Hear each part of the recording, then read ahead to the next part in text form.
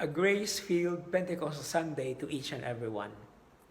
Dear sisters and brothers, today marks the 50th day since we celebrated Easter Sunday, or the resurrection of the Lord. And this is one of the reasons why today is also called Pentecost, because it is the 50th day since that very solemnity as Christians. However, there is a deeper dimension to such a solemnity, because even before we celebrated the descent of the Holy Spirit, as we call it Pentecost, Pentecost had already been Pentecost, because Pentecost marks the 50th day after the day of Passover, which is the principal feast of the Jewish people.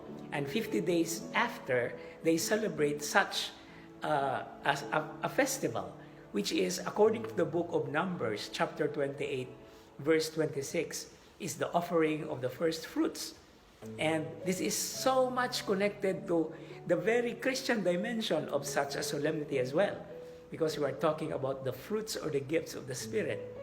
And so this is a constant reminder to us that most, if not all, I should say emphatically, our Christian the Christian celebrations that we have always take a dimension from the very Jewish roots, from where we come from, of course, because Jesus the Christ was a Jew, and the first Christian community, by the way, was from the so-called from the Judeo community. That's why they are called Judeo-Christians.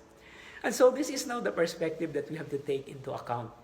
However, the Gospel of St. John, chapter 20, verses 19 to 23, our Gospel reading today, takes a little perspective, a different perspective into what we usually connect with this very event of the outpouring of the Spirit.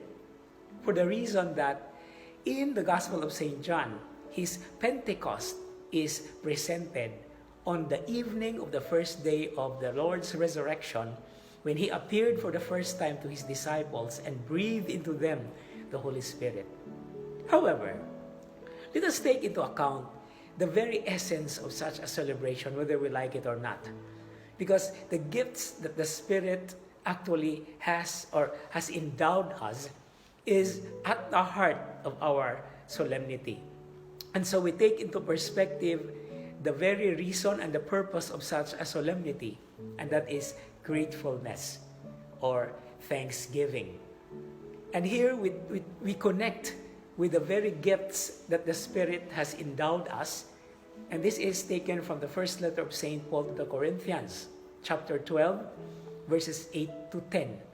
The following gifts of the Spirit are wisdom or understanding, knowledge, faith, healing, mighty deeds or miracles, prophecy, discernment of spirits, gifts of tongues, and interpretation of tongues.